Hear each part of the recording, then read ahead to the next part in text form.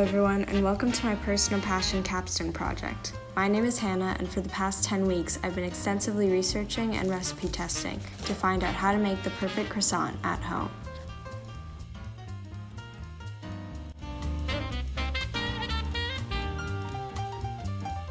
So I've been a baker for almost as long as I can remember, but one recipe that almost always eluded me was the croissant. With its flaky, buttery layers, crisp outside and airy inside, it's easy to make delicious, but difficult to truly master.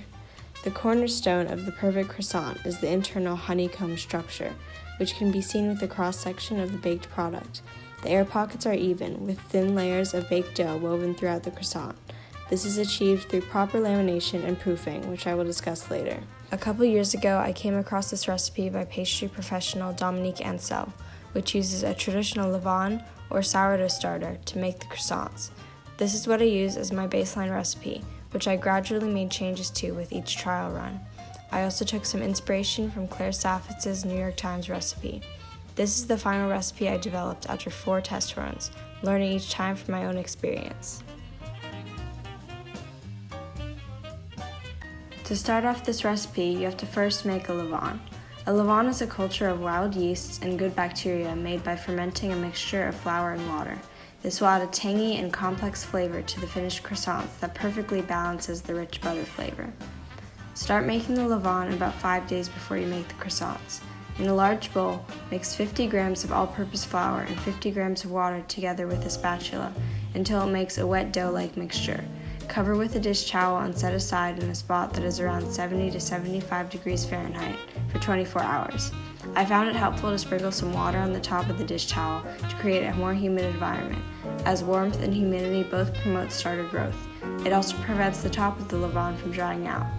Over the next 2 days, feed the levain again every 24 hours with equal parts water and flour.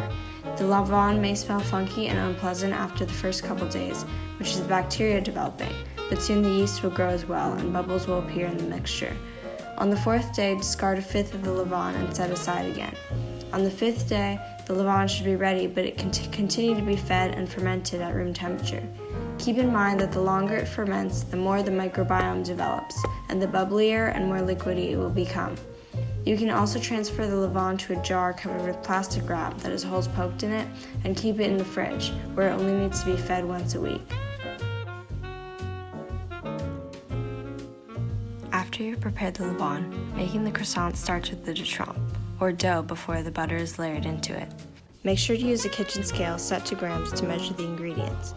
In the bowl of a stand mixer, add the bread flour and all-purpose flour. Bread flour has a higher protein content than all-purpose flour, which means that it develops more gluten and leads to a chewier texture in the final product. It is necessary to support the structure of the croissants, but using only bread flour can lead to a tough interior texture, as I found out when I made the test number 1 batch. It was more similar to a bread roll than a tender and layered croissant. Add the sugar and the salt to the flour, and use the stand mixer to quickly combine the dry ingredients. With a small whisk or spatula, dissolve the instant yeast in a cup with the cool water. I found it best to use a spouted measuring cup for this. The type of instant yeast you buy is important. I have only tested this recipe with SAF Gold Label yeast, and I strongly recommend using it, as it is specifically meant to function for a long time in high sugar doughs such as this one. The water content of the dough is also important. Make sure your gram measurements are precise. Too much water in this type of dough can easily lead to a flat and bready texture. I got this texture during test number 2, when I increased the water by only 7 grams. Stir the prepared levain into the yeast water as well. In a small bowl, beat together the egg and the heavy cream. Cut the butter into small pieces, each about 1 centimeter long. Mix the egg mixture into the yeast water and make a well in the center of the dry ingredients. Slowly pour in the wet ingredients and run the mixer on low speed, tossing in pieces of butter as it runs until a shaggy dough forms, about 30 seconds. Turn the dough upside down with your hands to ensure all of the dry ingredients become incorporated. The dough will seem very dry at first, but keep mixing and turning on low speed until it becomes a smooth and stretchy dough, like this.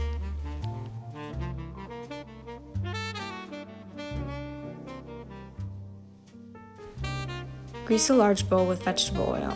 I like to use a large measuring glass so I can see how much the dough rises. Take the dough out of the bowl and shape it into a ball with a taut surface. Make an X-shaped slash in the dough like this. This will make it easier to shape the square later on, and will also relieve some of the gluten tension. Place the dough in the greased bowl and cover it very tightly with plastic wrap. If it is not nearly airtight, the dough could dry out on the surface. You can also add an extra layer of plastic wrap directly touching the dough to prevent this, but I didn't do that here. Let the dough rise in a spot that's around 75 degrees Fahrenheit until it doubles in size, between 1.5 and 2 hours.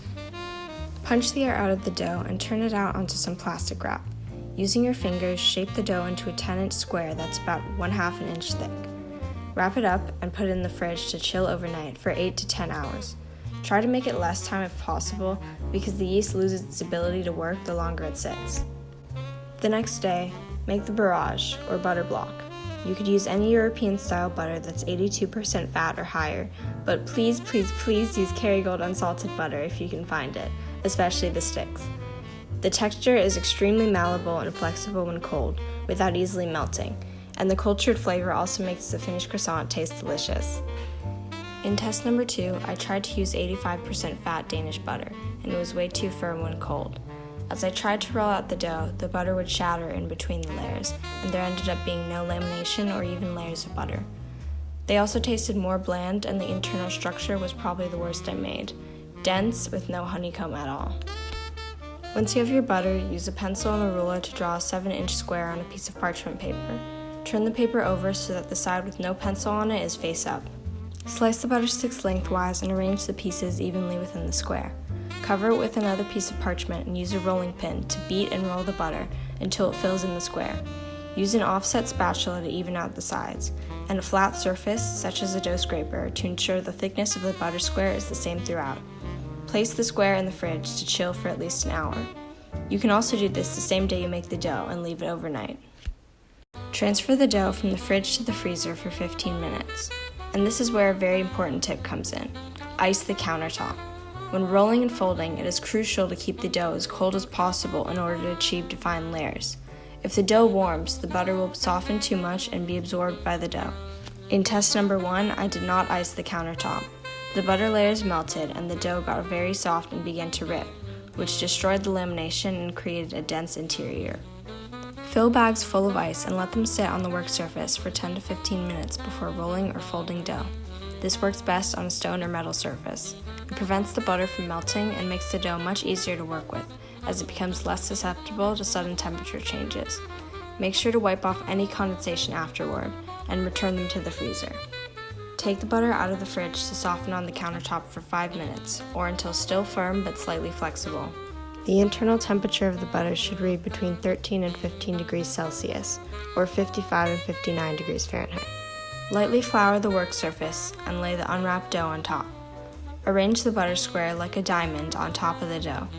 Then fold over the corners of the dough and pinch them together to make an X-shaped seam on the top. Make sure to avoid trapping in excess air. Beat the dough with the rolling pin and roll out the dough into a rectangle that's around 24 inches long. Using a measuring tape for this is helpful. When rolling the dough, make sure to apply pressure outward. Don't push down too hard. Now make the first fold, called a book fold.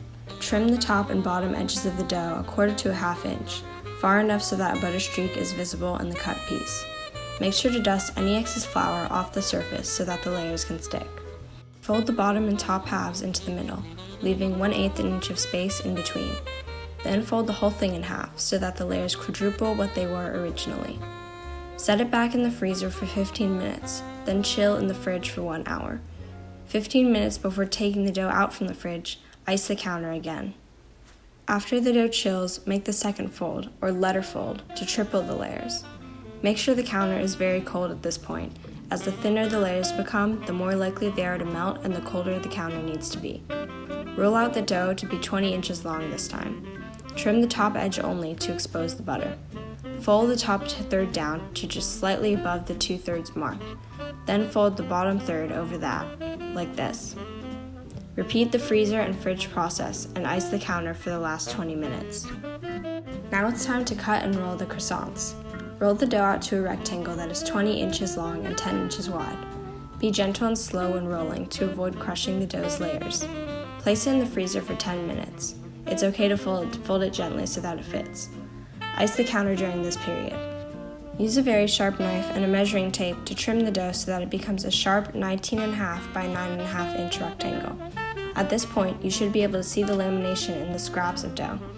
Good layers look like this. This test number 2 croissant lacks lamination overall. In this test number 1 croissant, many of the layers melted into the dough. Arrange the dough so that the long sides are horizontal.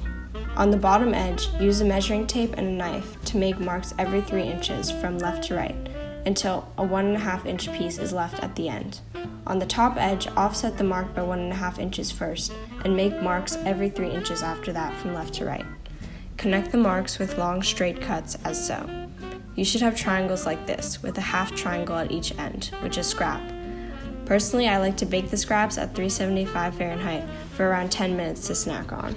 Place the triangles on a parchment-lined baking sheet, cover with plastic, and refrigerate for 30 minutes. Ice the counter for the last 15 minutes. Take the triangles out of the fridge. Lightly stretch the triangles so that they become longer by about 2 to 3 inches. Use your fingertips and avoid touching the dough with your palms as to keep it from warming. Cut 1/2 inch long slits in their bases, which will help the croissant inside be less dense.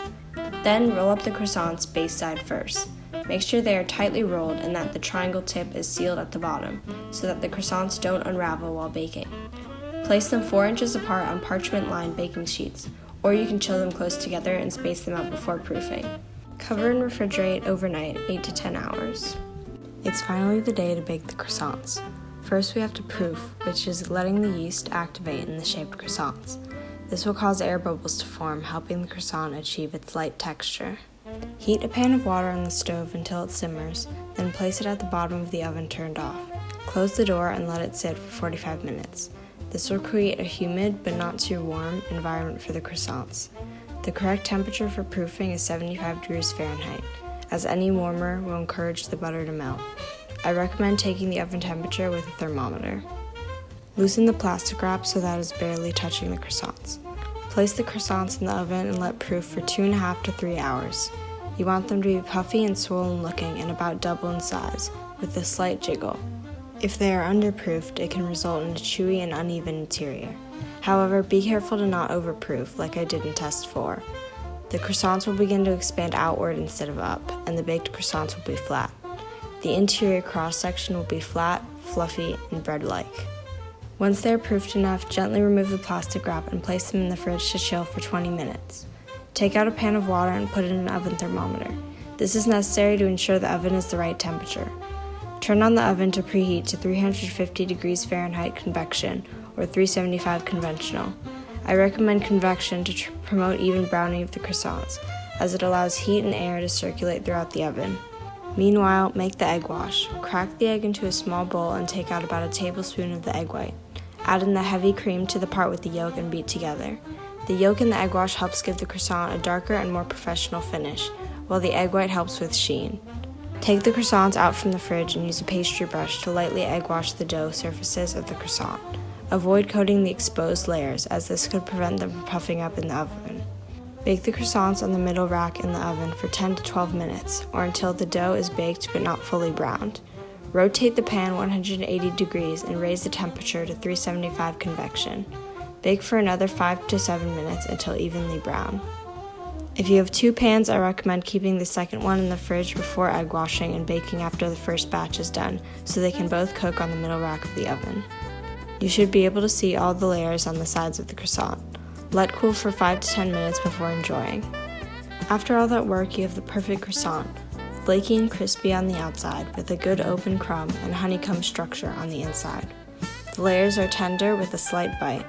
The flavor is buttery and slightly sweet, with an addictive tang from the fermented levain.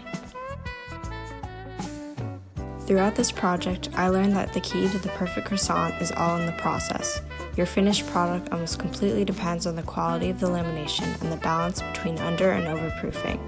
But the more time I made the pastries, the more I understood the complex technique of the humble croissant.